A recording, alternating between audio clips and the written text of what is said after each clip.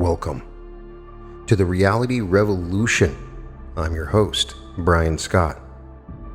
Today we're going to talk about the aura and the etheric body. As we move along in this transition to a fourth density Earth, we see the world changing and our abilities and consciousness changes as well. One of the side effects of this is that we have a greater ability to see energy fields. I refer you back to my previous episode on morphic fields, as well as you are a field. You are not your body. You are an energy field, a field of energy that surrounds you. And more, as our third eye opens and fourth density light enters into this realm, you will notice that you can see auras more and more. If you just stand in front of your mirror and look at yourself, kind of blur your eyes a little bit, you can start to see a faint energy signature around your body. This will develop, and we can learn from this aura. I believe that higher density beings can look at you from that higher perspective and see the mix of different colors and energies within your aura and instantly know everything about you.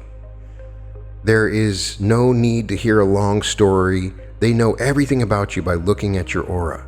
It is your fingerprint, and everybody has their own unique auric field.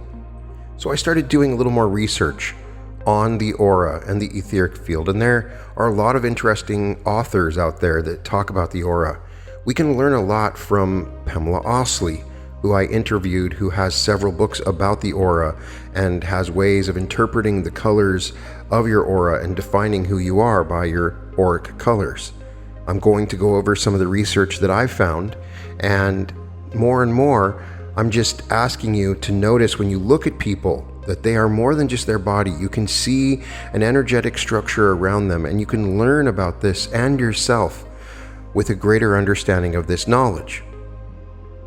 You are a rainbow, and through your light, you bring healing and wisdom. What is the aura, and how can we understand it? I wanted to read a chapter from Tarkam Saradarian's book in Cosmos in Man, where he talks about the aura and the etheric field. There is a colorful and scintillating egg-shaped sphere around our body, called, in the ancient wisdom, the aura. It is a sphere which not only surrounds our physical body, but which also penetrates into the body, permeating each cell and each atom. The aura is a combination of mental, astral, etheric, and pranic substances, plus the radiation emanating from the presence within called solar radiation. These elements from the aura of an average man. The etheric body has the same shape as the physical body. It not only extends out from the body 3 to 12 inches, but it also penetrates into and all through the physical body as a whole. It can be distinguished from the other bodies by its key color, which is a violet greenish color. The emotional body radiation is a silvery blue in color and is in constant motion and change. The mental body's key color is yellow tinged with orange. The radiation of the presence is mostly midnight blue flecked with golden sparks. These are key colors, but many different shades of the same color or altogether different colors appear in the aura as the result of auric response to outer and inner stimuli. The aura. Many different colors are coming from the centers as they shed their light into the aura. These colors may be orange, green, blue, silvery blue, rose, yellow, purple, white, violet, or indigo. They appear in the aura when the corresponding center is used or stimulated. Sometimes, if more than one center is used or stimulated, several colors radiate into the aura, persisting or fading according to the stimulation and response. They produce either harmony of great beauty or chaos. Harmony charges the aura, chaos saps energy. We also have in the atmosphere around us a health aura. The etheric spleen is the organ which receives the fires of space or prana and distributes them throughout the body via the network of the etheric body. Physical spleen and its auxiliary center between the shoulder blades This causes a certain vibration on the surface of the aura, which is called the health aura. It is of a golden color, and those who see subjectively can determine the health of a person by observing its density, continuity, and purity of color. Our auras emanate very subtle sounds which may be harmonious or chaotic. The sacred sound is beneficial in bringing harmony into the aura as a whole. There are also emanations of fragrance and often low-quality odors. Fragrance attracts desirable energies, forces, and even devas, while odor repels them and attracts entities of very low order. The percentage of solar elements or substances in the various bodies or vehicles differs from person to person, according to the individual's development and stage of spiritual evolution. As man progresses on the path, his solar radiation increases and slowly creates a symphony, a rhythmic harmony within the aura through the color and scintillation of auric waves. Eventually, a man stands in the center of a wheel with 12 radiations of sparkling colors. As he moves forward in spiritual growth, he not only clears his aura of glamour, illusion, and many other kinds of obstructions, but he also adds to the beauty of its symphony by bringing in new energies and new substances. Eventually, he adds other subtle energies from the intuitional, atomic, monadic, and divine planes. With these energies in his aura, he is clothed in a garment of rare beauty, a garment fit for the feast. The feast is the symbolic expression of divine communication. Our aura reflects not only our physical, emotional, and mental shocks, feelings, and thoughts, but it also reflects the emotions and thoughts of others. For example, if you're sitting by a depressed person, his emanations will reflect themselves in your aura and create different effects in it. If your aura is organized and healthy, it may act as a refining agent for that person's aura. It may insulate and protect itself, or reject the depressive waves and prevent them from entering into its sphere. If, however, the emanation of the other person is of high quality, your aura absorbs and assimilates it, using it as nourishment in the form of love and blessings. These are high-quality vitamins for the aura. Thought has an immediate effect upon the aura.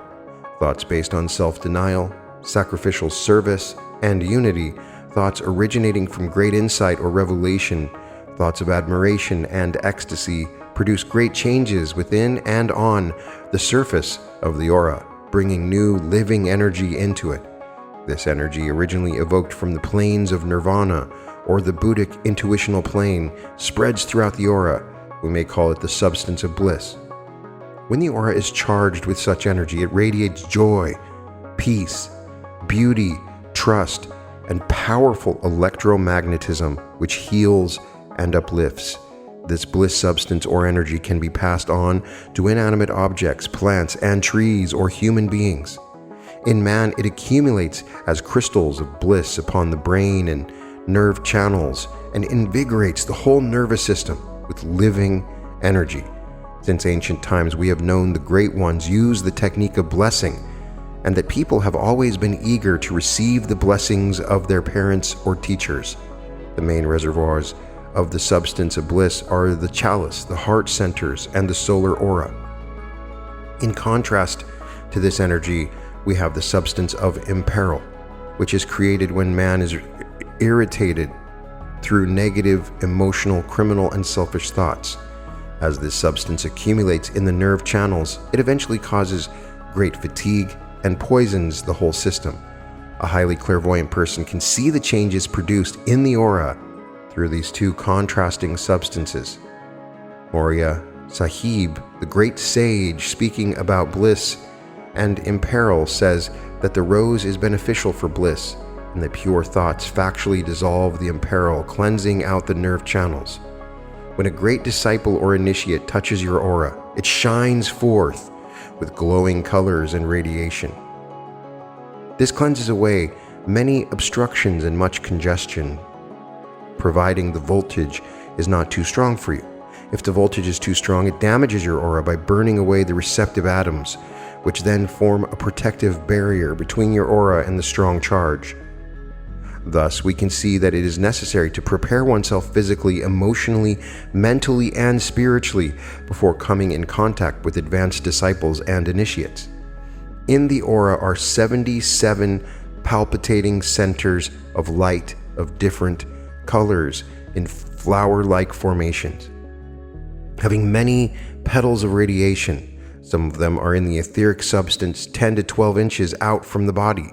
Some are in the astral substance, and some in the mental substance. In the aura of a developed or advanced man, there are colors of rare beauty around his chest and above his head. They are called chalices. The lower one is the chalice of love, and the higher one is the chalice of life.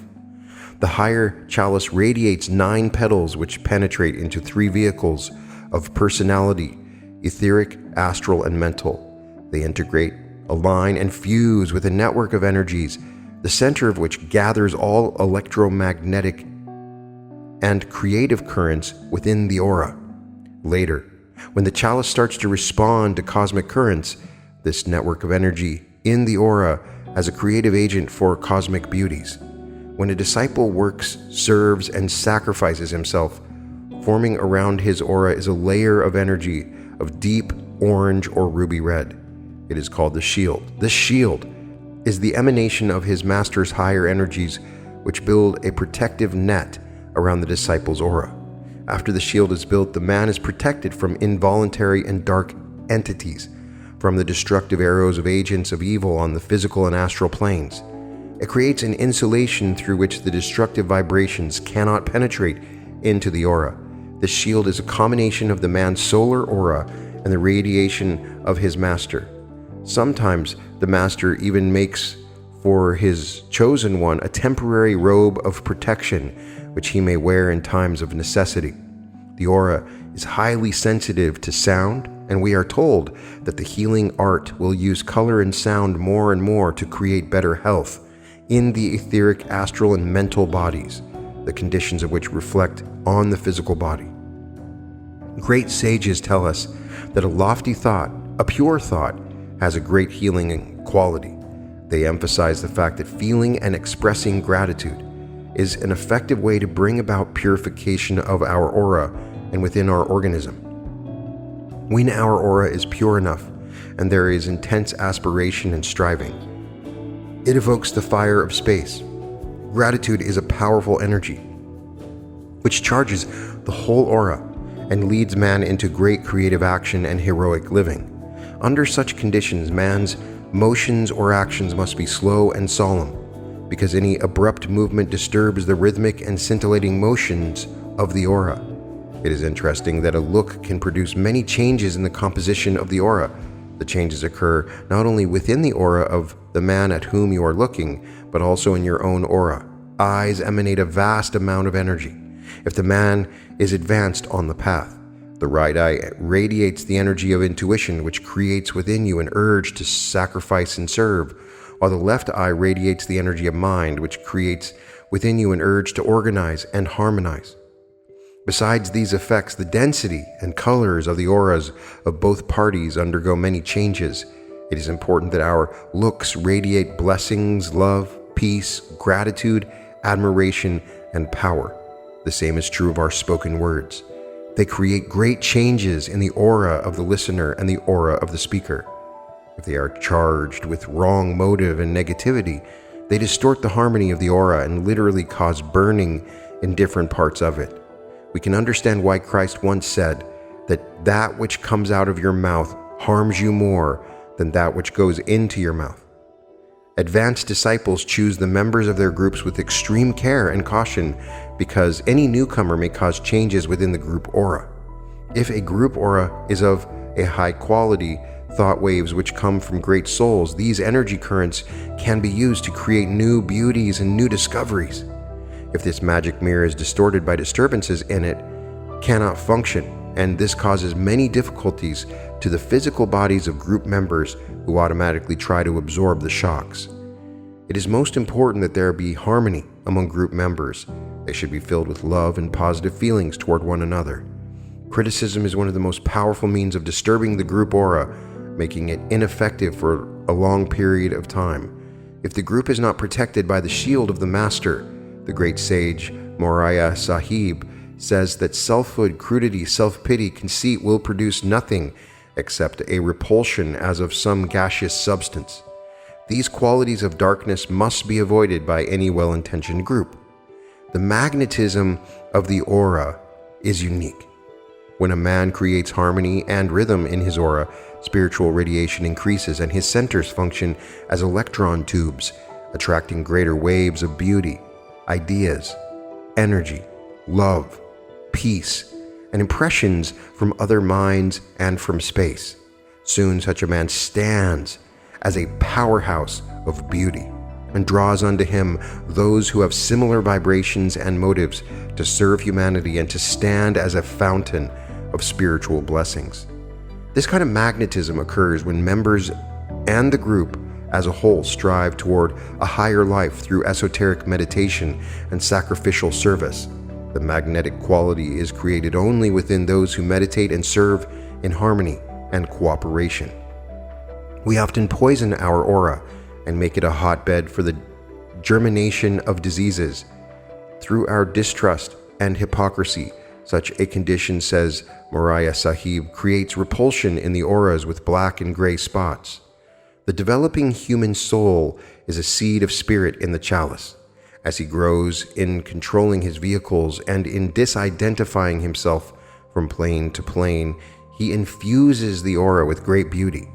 You can see thrilling harmony among the geometric energy formations, scintillating colors, and the rhythm of pulsating centers of varying duration and intensity of radiation.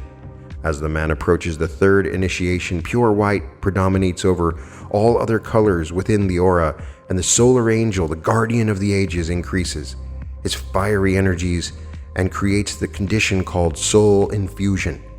Man now is vested with this robe of glory and is ready to enter into the temple of the Most High and dine with the Lord.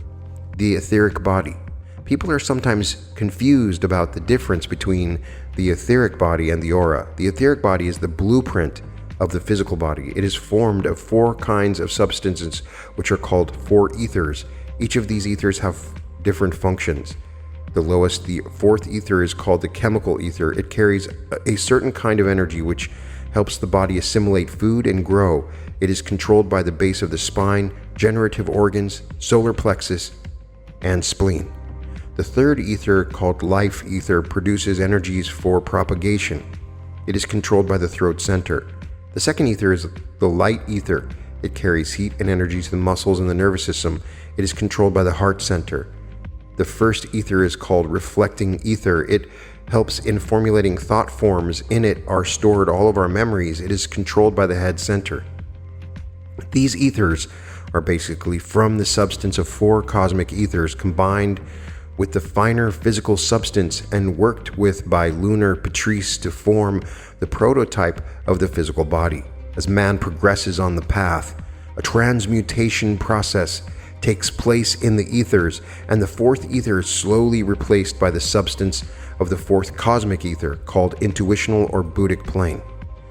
The 3rd ether is gradually changed to atomic, the 2nd to monadic, and the 1st to divine substance. The man then lives on the physical plane but functions within all of these higher planes and has total continuity of consciousness. To help you see the whole picture of the relationship of the ethers with the centers, let us repeat that the 4th ether is controlled by 4 centers, which are the base of the spine, generative organs, solar plexus, and spleen. Each of these centers is related to other centers on higher ethers. For example, 1. Base of spine of the 4th ether is directly related to the head center on the 1st ether. 2. Generative organs of the 4th ether are directly related to the throat center on the 3rd ether. 3. Solar plexus of the 4th ether is directly related to the heart center on the 2nd ether. And 4. Spleen has a direct line of communication with the physical and astral atoms and with the astral and mental counterparts of the spleen. The etheric brain is largely composed of the 1st ether. The etheric adrenals, generative organs, solar plexus, and spleen are made up of the 4th ether. The thyroid gland functions in and carries energy from the 3rd ether. The thymus gland receives its energy from the second ether via the heart center. The pineal gland receives its energy from the first ether via the head center. These 7 centers in the etheric body are related to the astral and mental centers and to the lotus. For example, the base of the spine is related to the head center on the first etheric plane, to base of the spine on the 4th astral plane, to the head center on the 1st astral plane, to the base of the spine on the 4th mental plane, and to the specific sacrifice petals of the lotus.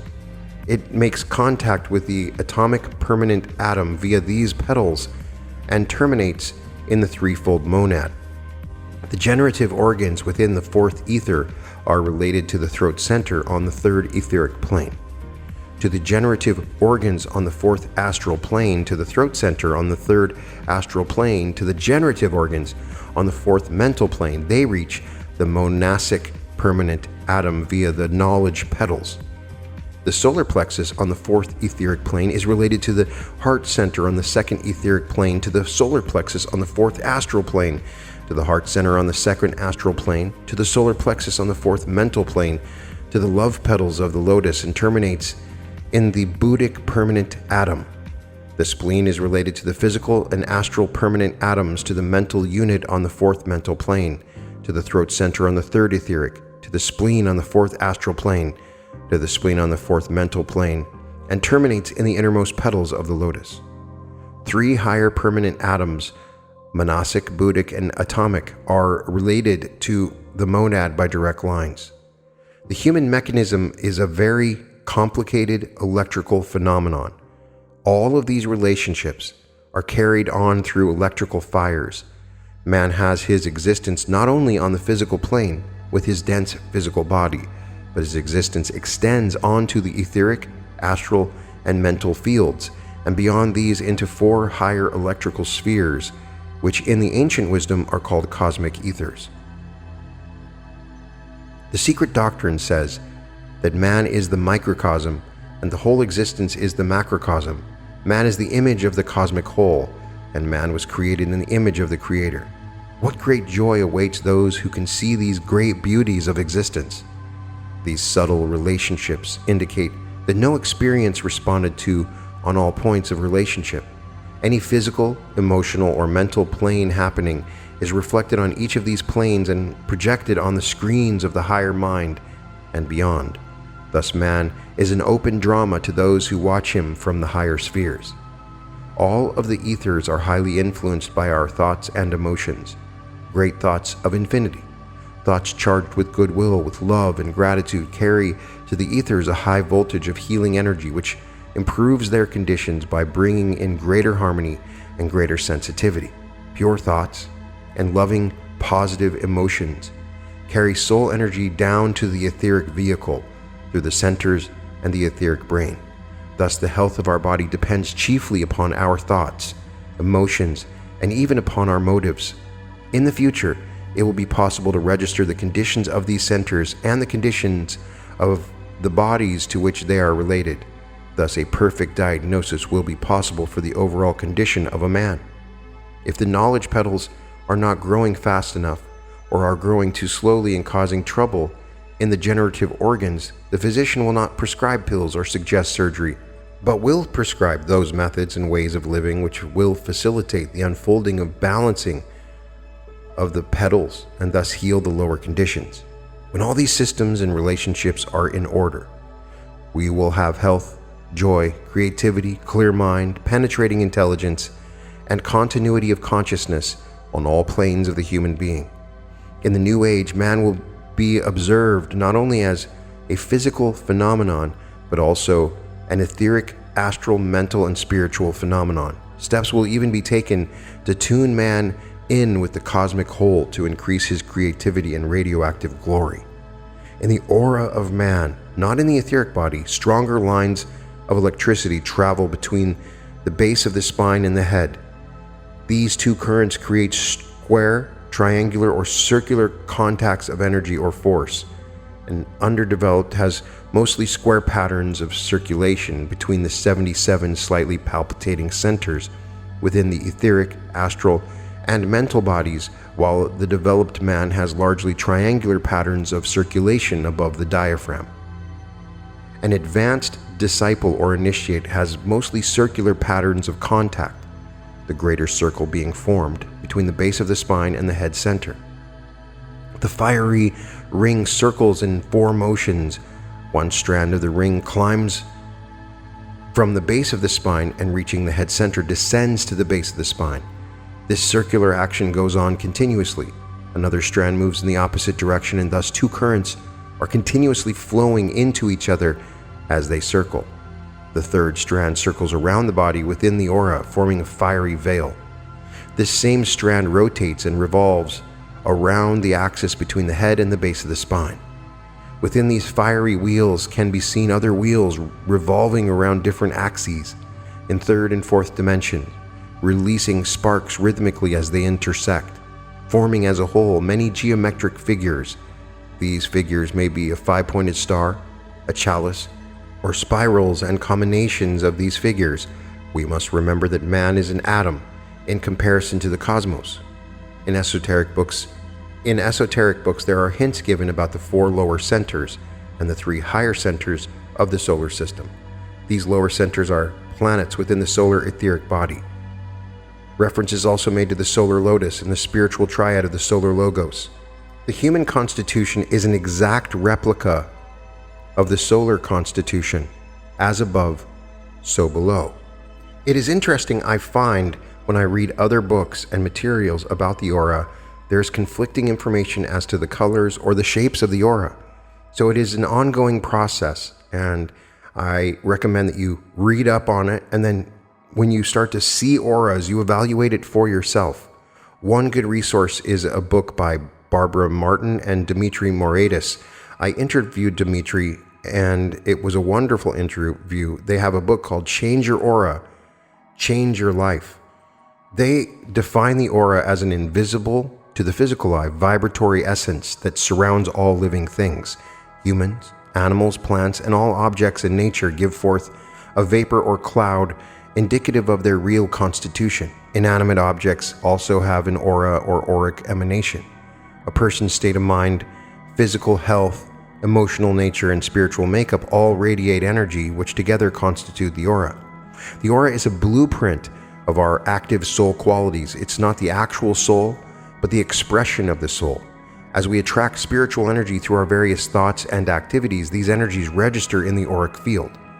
Our talents, strengths, and weaknesses are all laid out in our auras. There's no guesswork in physical life. We can hide our true character from others if we choose to. In the aura, there can be no concealment or deception. Our true character is clearly visible. If we have done terrible things, those deeds register in our aura. If we have done wonderful things, those wonderful energies will also appear. As a result, the aura is completely consistent and reliable in displaying our qualities and spiritual makeup. So what I'm saying is, if we were to have presidential elections where we could just see auras, it would be very helpful.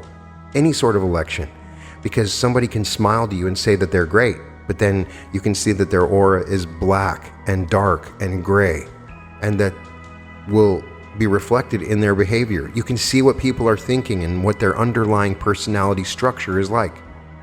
Does everyone have an aura? The answer is emphatically yes. Every single person on this earth has an auric field, regardless of who he or she is. The aura is common to everyone. The only time an aura diminishes in power is when a person is ready to make their transition from this life. In this case, the aura does not dissipate, rather, along with the soul, it withdraws its power from the physical plane of existence and returns to its spiritual origin. You don't have to actually see the aura to know its operation and power. Most of us can feel the aura because the aura vibrates. People say, "Oh, I don't like that person's vibe." Why? Although you may not see an aura, you intuitively react to its energy field.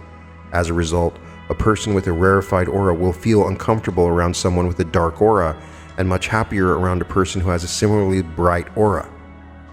Most striking about the aura are its dynamic colors. Your thoughts and feelings all radiate colors, indicating the quality of thought or feeling being expressed. These colors, to the untrained clairvoyant eye, first appear to be random, but they are not. Each color is there for a specific reason, and as a result of a particular way you have attracted and used the divine light. The first thing is to talk about the shapes of the aura, the rounded shape.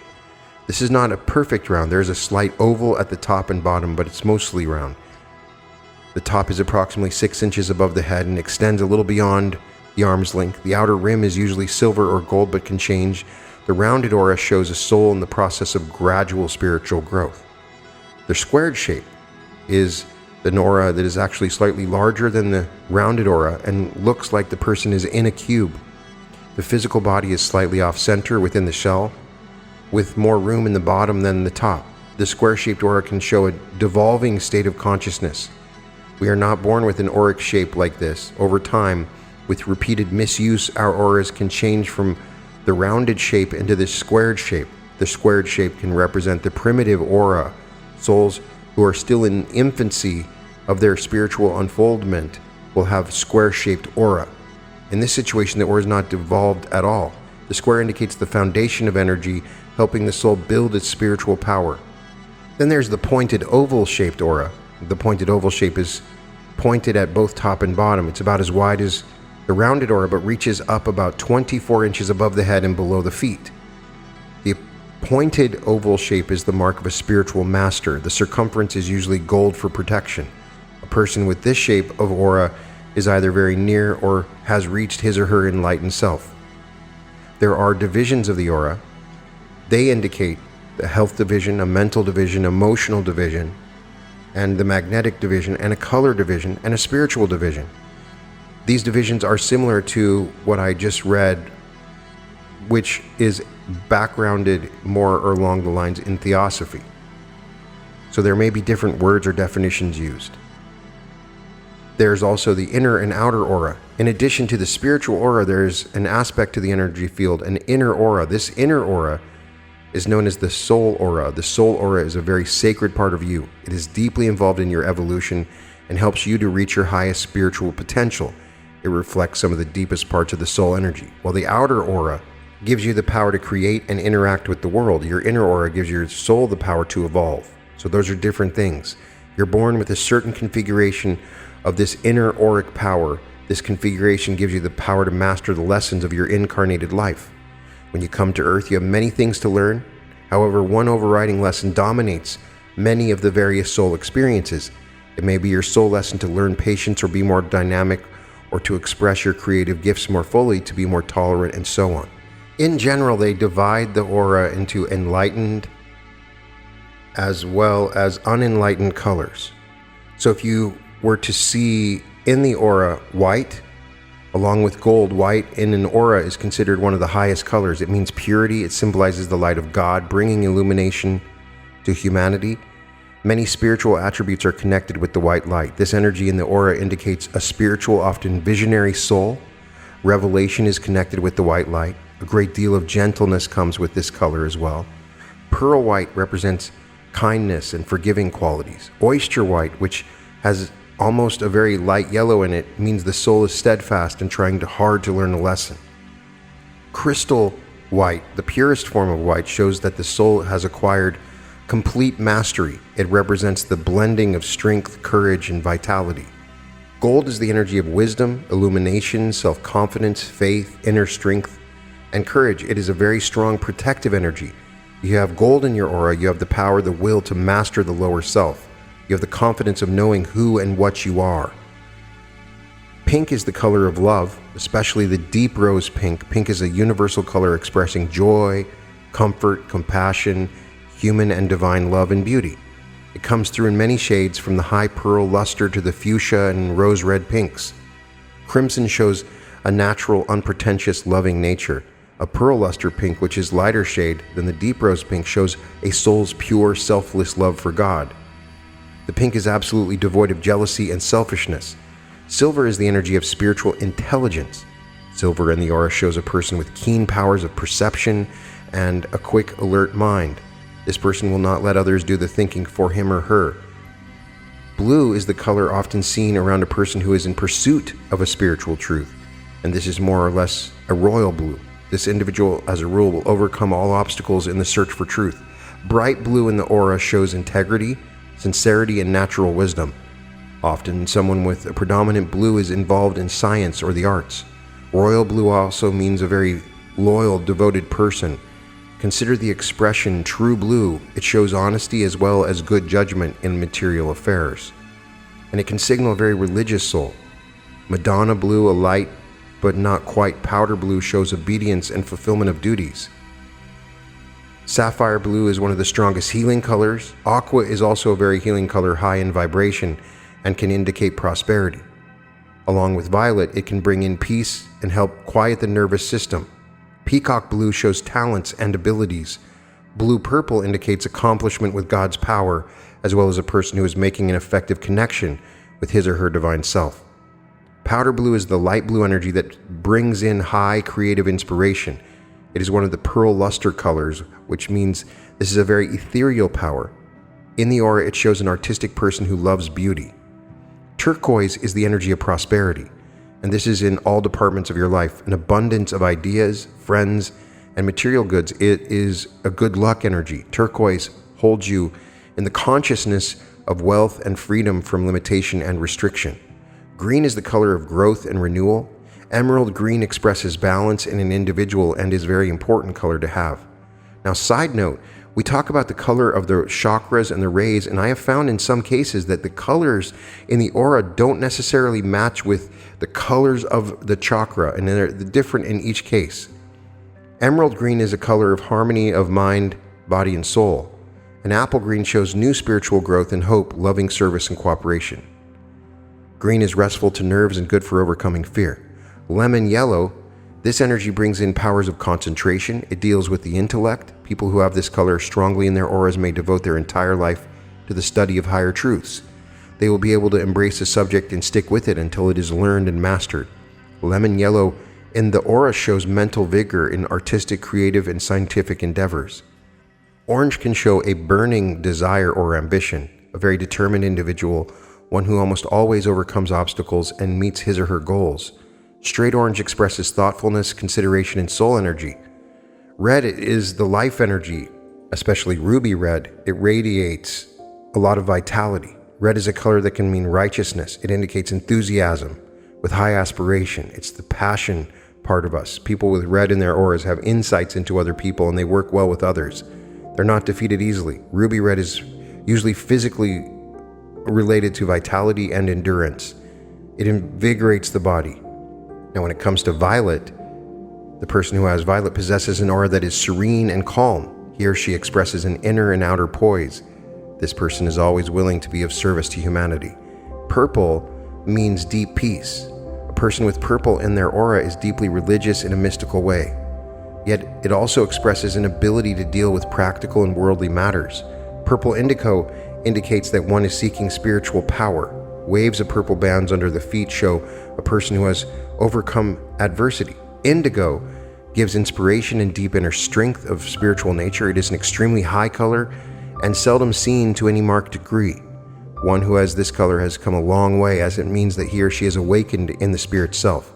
It doesn't take much of this energy to have a powerful effect on the aura. Indigo violet shows someone who is searching for a spiritual experience.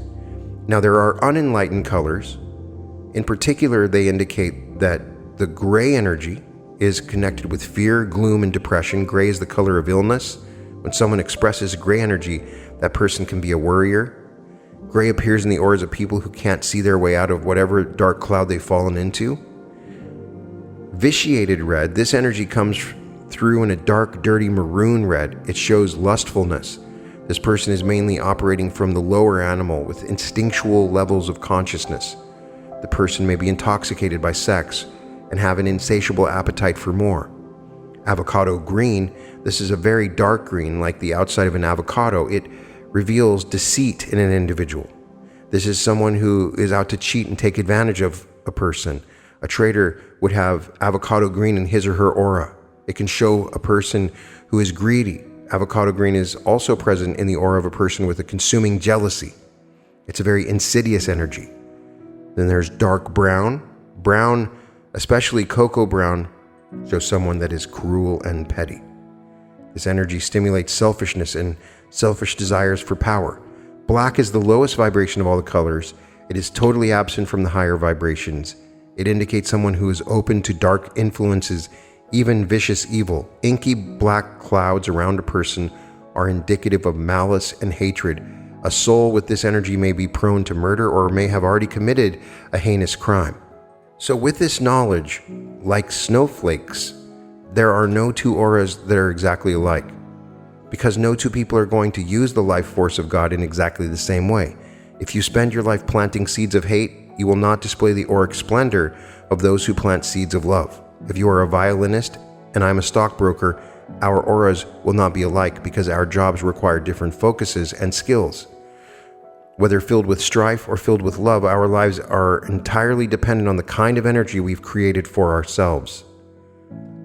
So everybody is very much a snowflake, and you can see these combinations to tell if someone can be loving, if they're intelligent, if they're hateful, angry, wealth consciousness.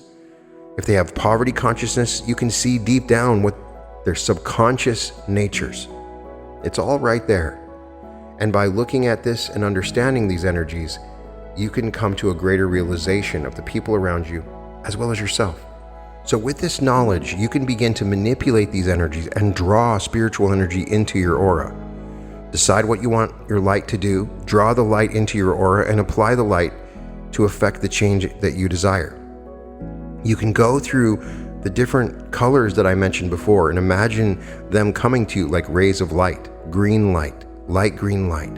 And the more that you do this, very much like we've done with several meditations, then you will start to attract these energies into your aura. You can attract these energies to protect yourself, to manifest, to offer service to others, to heal yourself and others. It can bring wisdom and courage. It can replenish your life force. It can bring you spiritual love, compassion, trust, balance, and harmony. Understanding these colors are effective. I've also found, and I've considered also doing a separate episode on this, is the color that you put in your environment, the colors I put into my paintings, for instance, the colors that I put in my clothes and etc., all can make an effect on your environment and what you're doing. So if you start to put a certain red color or gold around you, you'll start to notice that it actually changes your consciousness. The colors in your environment are reflective and can affect your spiritual energy. If you get a chance, I definitely recommend that you check out those books that I've mentioned. The first that we read from is Cosmos in Man by Torkom Saradarian. And then the second that we read a little bit from is from Barbara Martin and Dimitri Moretis, Change Your Aura, Change Your Life. In that book, they have some diagrams and some pictures of what certain auras look like, and you can get a better feel for this. If you make it your intention in meditation to see the aura and start to work on this, and this can be done through concentration, through breathing, and the more and more you look at objects, you just sort of look at the space between them. You start to look at the blur around them. You start to look outside of the person that you're looking at or the object. You will start to see this aura. When you open your third eye, it's much, much easier, but you can still see auras without it being opened. It is all intentional. It may take a little bit of work. It could take weeks at a time, in some cases months. But if you continue to work on it, you'll start to see people's auras, and then you can judge them for what you see. If you see a lot of black in someone's aura, and then notice that person's very nice, maybe what you're seeing is different. The more that you get to know people, the more you'll see that, at least at a minimum, the colors that I've given you are pretty indicative of the type of person that they are. And this is going to become an ongoing science as we learn the science of auras. I truly believe in our future that there will be medical instruments that will be able to see the aura, that this is happening on another plane of existence that can actually be observed scientifically. There will be a time in our future when we become aware of these different fields and we can observe them and look at them. It is an ongoing process and there's lots to learn. And what I recommend is gathering more information, testing this out, experimenting with it, and trying to see if you can see the auras. It will help you to understand more about the people around you and yourself. You can find all episodes of The Reality Revolution at therealityrevolution.com, and welcome to The Reality Revolution.